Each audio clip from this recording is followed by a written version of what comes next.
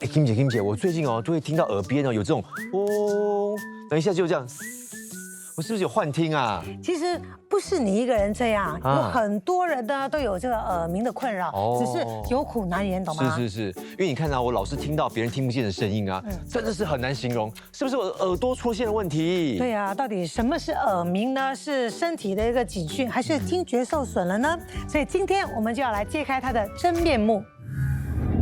耳边嗡嗡响，情绪变得烦躁，晚上睡不安稳，这些都是耳鸣的症状吗？耳鸣是单纯的听觉出问题吗？耳鸣和神经系统有关吗？有没有自然调理耳鸣的方法呢？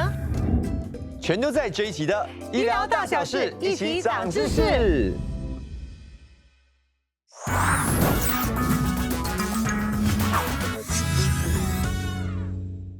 今天我们要聊的不是幻听，而是听见别人听不见的声音，耳鸣。那一声嗡一阵响有些时候我们以为是过敏啊，压力太大，殊不知是身体呢发出了警讯，所以今天要好好的来聊一聊。马上欢迎我们耳鼻喉专科医生郑欣燕，欢迎，还有朱丽丽以及钱汉群啊，我们2位艺人嘉宾哈。好。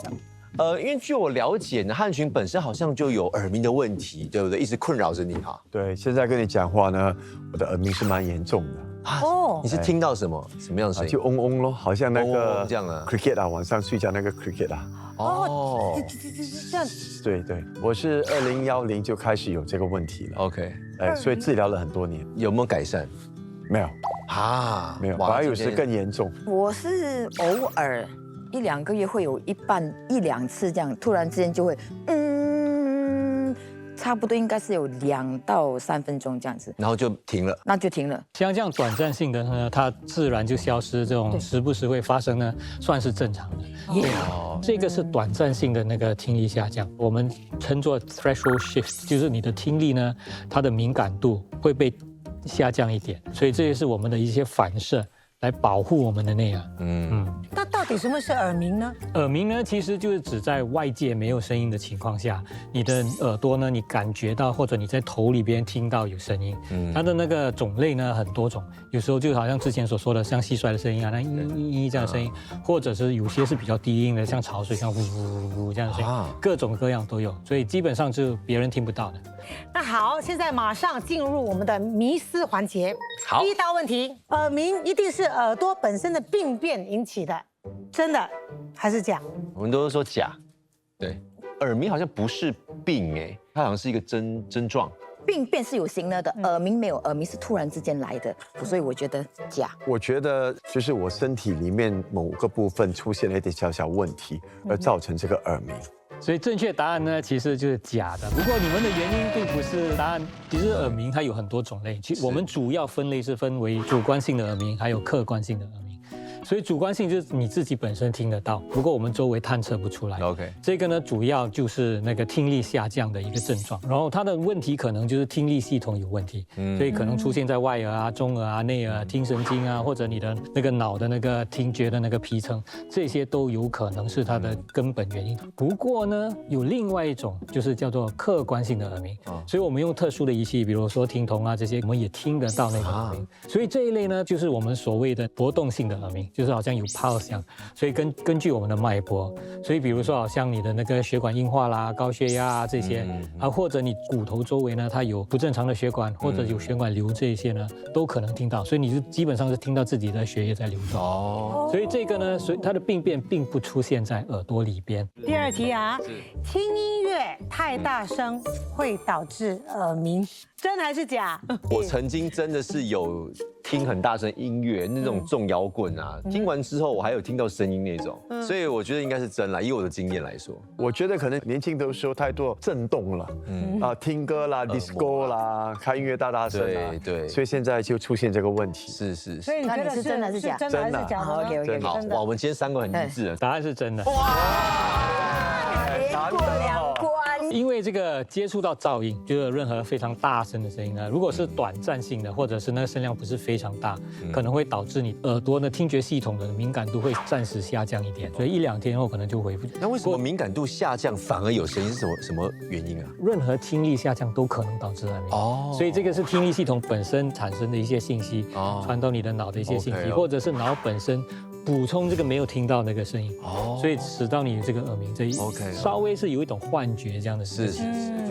当然，你如果是长时间接触到噪音的话，然后非常大声啊，或者是长时间的中度的噪音，可能会导致永久性的，对，那个可能真的会耳聋。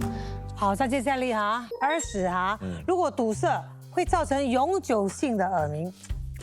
假都假。OK， 因为我觉得，因为那个耳屎是外在结构啊，我觉得跟会造成永久性有点难啊。我是觉得说，如果耳屎的话挖出来就好了吗？不可能哦，永久性。我是觉得不可能啊。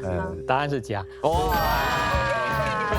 耳朵有任何的障碍物，使到你的那个外界的声音没办法传到那个中耳到内耳的话，你基本上就会使到你的听力下降。所以这种情况下，它会使到你有耳鸣。可是这个肯定就不是永久性的问题嘛，因为像你们之前说的，耳垢我们可以把它拿出来，对呀，把它取出来之后，它就恢复正常，就 OK。对。OK， 恭喜你们啊，全部答对。耶，我们今天真的是破纪录哎！谢谢金姐放马。恭喜，全部满分哦100分，很聪明的学生。OK。所以刚才我们一直有讲嘛，说耳鸣不是病是症状是对的吗？对，是的，耳鸣本来就是一种症状，导致这个耳鸣的声音呢，其实有很多是吗？我们听觉系统有分为外耳、中耳、内耳，对，还有听神经啊这些。所以外耳的话，就像我们之前谈过的那个有污垢啊，或者是有耳垢，或者是你的外耳道发炎，它会使到它肿。所以它的那个通道比较小，你会觉得蒙住，它就会有那种耳鸣的感觉，这些都是短暂性的。然后中耳呢，中耳有分泌性的中耳炎，就好像我们所说的中耳积水，多数是在孩童。当然成年人的话，我们会担心，因为我们需要排除鼻咽癌啦。现在其他导致这个的原因呢，可能是孩童的那个腺样体肿大啦，成年人可能就是过敏性鼻炎或者是鼻窦炎，这些使到那个咽鼓管连接我们中耳跟我们的鼻咽的那条管不通，都可能导致耳鸣的。是。然后内耳的话呢，当然我们最常见的就是老年的听力衰退啊，或者是你噪音导致的，或者有时候有些伴随着呢眩晕的那些呢梅尼埃症，就是内耳的水肿，或者是化疗啊，或者某些抗生素导致的毒性的那个耳毒性的那个药物。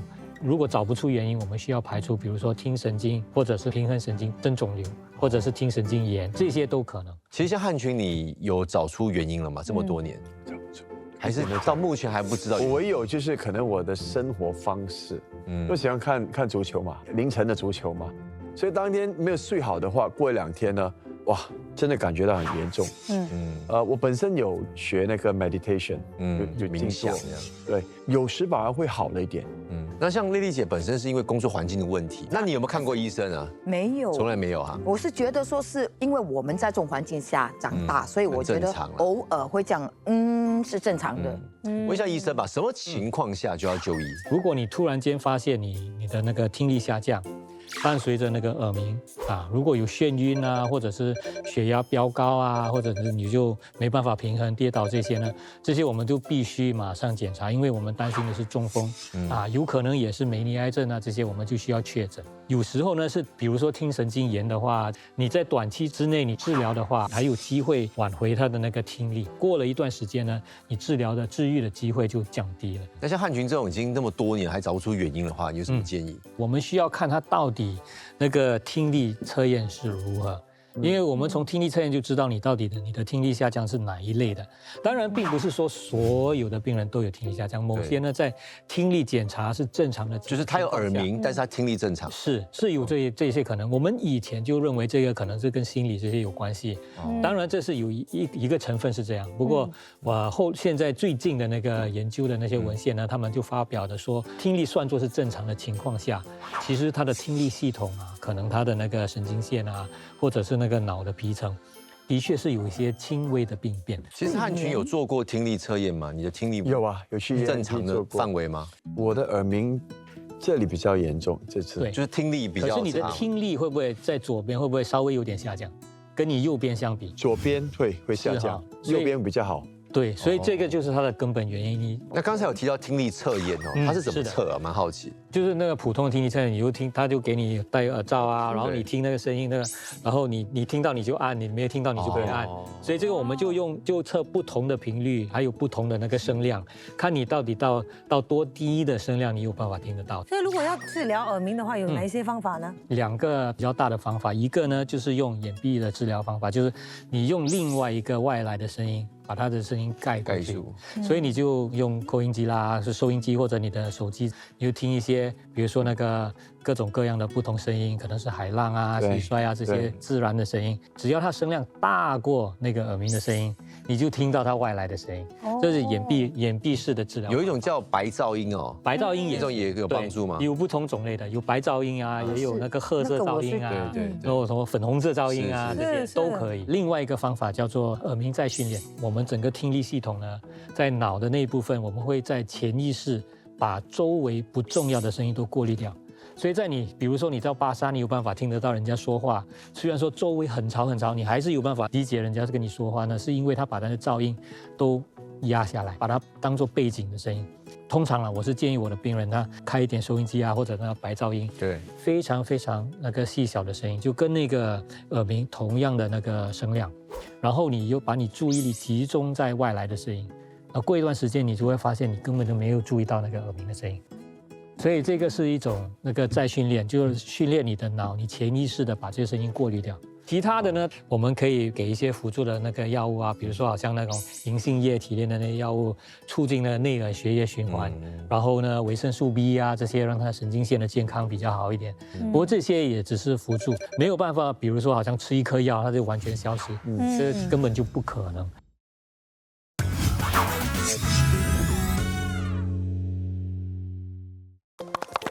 好，欢迎潘千颖医师来加入我们的讨论了。是，来大家请喝茶。对，还带茶来，还有是潘医师给我们带来的哦。对，这什么茶？是这个是菊花决明子茶，那跟我们今天讲的主题是有关系的哦。太好了，我还没有喝，我觉得很温暖了。我也想问一下，这个中医是怎么看待这个耳鸣的问题？耳鸣这个问题呢，其实呢，主要呢就是跟我们的肝、脾、肾3个脏腑是有关系的。肝、脾、肾这3个脏腑分别就是说，比如说像肝就是肝火，脾胃呢多数就是所谓的脾胃虚弱，导致气血虚。那肾呢就是所谓的肾气亏虚这样子的啦。耳鸣呢，其实我们也有分成内因跟外因。而且比较有趣的地方就是耳鸣在我们的中医诊断里面呢，我们会根据耳鸣的声音来诊断它是实症还是虚症。所以说就会有所谓的耳鸣如蝉，还有耳鸣如潮2种不一样的声音。那耳鸣如蝉呢，就很像蝉鸣的声音，是比较小声一点的。耳鸣如潮呢，就是比较嘈杂一点，像海水浪潮这样子的声音。具体到底是什么原因造成的呢？我们可以把它分成实症跟虚症来讲。那实症呢，就包括了所谓的风邪上扰。那风邪呢，其实以现代人的理解，就是好像感冒这样子。所以说，临床上我们有一些患者，他其实会因为有感冒的问题，会有鼻塞、耳朵塞住的感觉。那严重一点，甚至他们会有耳鸣的症状这个就是实症的之一。那另外一个呢，实症呢，就是所谓的肝火上扰的问题。那肝火上扰呢，通常就是因为可能你熬夜啦、血压高啦，你的所谓的肝火都往上冲，那影响到我们的耳窍，就会发生这种耳鸣的症状。而且像我们今天喝的这个茶呢，其实就是对这个实症的肝火是有一点帮助的，因为菊花它可以清肝火，那决明子它也有清肝火的功能，而且它又有润肠的功能在里面。所以有一些身体热的人不是会便秘吗？对，那配合这个决明子对排便也有很好的功效。那虚症的部分呢，就有所谓的肾精亏虚。从中医的理论来讲，我们的肾是开窍于耳，所以耳朵跟肾是有一点关系的。那很多肾气亏虚的人呢，因为肾气虚，养分没有办法达到耳朵，所以也会有耳鸣的症状。最后一个呢，就是所谓的脾胃虚弱的。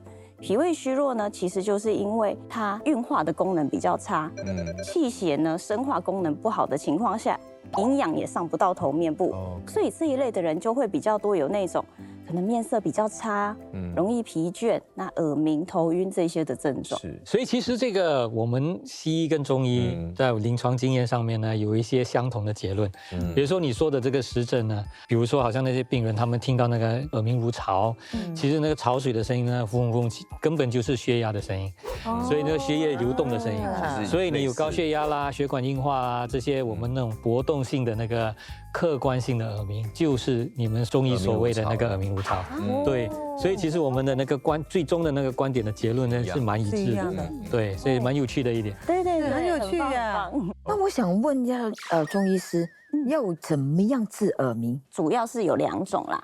第一个就是用针灸的方式，因为针灸我们身体上有非常多的穴位，那针灸比如说我们可以针灸像我们的耳门、听宫、听会3个穴位，那我们也会搭配其他的穴位，比如说像百会穴啦、风池穴啦，或者是说在手上有一个比较特别的穴位，就是叫做灵骨穴。好，那这个是所谓董氏奇穴里面的其中一个穴位，就是专门针对耳鸣啊、听力这些是有一定的疗效的，这样子的。其实医师你讲的我都去针灸了，我最严重的一次就70多针就插。哇！但是你做那个针灸会有缓解吗？我这里全部都做了，我晚上我还每次这样去做这边，还弄双手这样打呀，那个是明天骨，什么都做了，对，什么做？可能我这样讲，可能我做不够久。因为毕竟这个是几10年的问题了，是累积起来的。对，是。那中医刚刚聊到说，除了针灸之外，吃中药也有效吗？对，比如说肾气虚、肾精亏虚的，我们多数就是会以6味地黄丸当做一个主方，因为它就是滋补肝肾的。是。脾胃虚弱的，我们多数就是会用归脾汤当一个主方。OK。那至于就是说肝火旺的肝阳上亢的，这个我们就是会用龙胆泻肝汤，达到一个清肝泻火的功能，这样子。OK， 刚才医师你有聊到说有些按摩是能够缓解这个耳鸣嘛？那可不可以教我们几招？没有问题呀。好，所以说像第一个呢，就是我们所谓的天骨按摩。OK。那天骨按摩呢，首先就是要把我们的2手搓热，我们就贴住我们的耳朵。贴住耳朵之后呢，在我们的耳朵后面做这种敲的动作。耳朵盖起来的时候，这样子敲，其实就会很像在打鼓的声音，所以说这个叫做天骨的按摩。真的。你大概敲多久？大概30到50下。50下，然后需要几组呢？其实1天做1组就可以了，1组就够了。那第2个呢，就是鼓膜的按摩。那鼓膜的按摩呢，其实非常的简单，就是你可以用你的食指或是中指在我们的耳朵耳屏前面这个地方，就是我们的鼓膜的地方然后做按揉的动作、按压的动作。有没有说要顺时钟还是逆时针？都可以，都可以。因为我们这样按压的时候，其实就可以同时按摩到刚刚我讲的耳门、听宫、听会3个穴位，就等于是一个穴位的按摩。OK。而且像有一些人耳朵有阻塞感的，这样揉一揉也会觉得比较通。哇，潘医师，你今天带来的这个粥很漂亮啊！西芹黑豆粥，哇，材料有我们的西芹，它就是有所谓的清热解毒，而且它对降血压有很好的效果。是，还有我们的橘黑豆，它是烤过的黑豆，它是熟的，这样子它煮起来的时间会比较快。像我们刚刚讲的黑豆，它补肾嘛，那补肾的话，就是对我们的头发也是很好的。那再来呢，就是当然粥嘛，一定要有我们的白米。然后呢，调味的话呢，就是一点干贝，还有枸杞汤，又有明目的功效，而且枸杞也是补肾。生的米加一定量的水，大概1公升左右的水，煮到这个米呢稍微有点半熟的时候，你就可以加黑豆了。哇，那这样子大概一起滚个半个小时，其实大概就可以达到这样子的软烂程度了。那它滚起来的时候呢，我们再放入我们切好的芹菜。对，那如果想要吃有一点咸味的，其实可以在一开始煮米的时候就先加干贝下去，让它的这个鲜味释放出来。OK，然后最后呢，我们再撒上一点枸杞。有些人早上没有什么胃口，想要吃一点清淡的，就可以吃这个。那这个对血压又好，所以说是一个高血压族群一个很好的早餐。那味道是非常的清淡，但是有带出一些干贝啊，就还是有一点点味道在里面，所以单吃我觉得也还可以。是，那海鲜味都有哈。问一下那个汉群味道如何？已经第2碗了，应该是。不用紧，还有可以再来啊！医生怎么样？味道如何？很好。OK， 可以接受，可以接受，我都吃完了。他吃完了，哎呦，谢谢，很捧场，谢谢。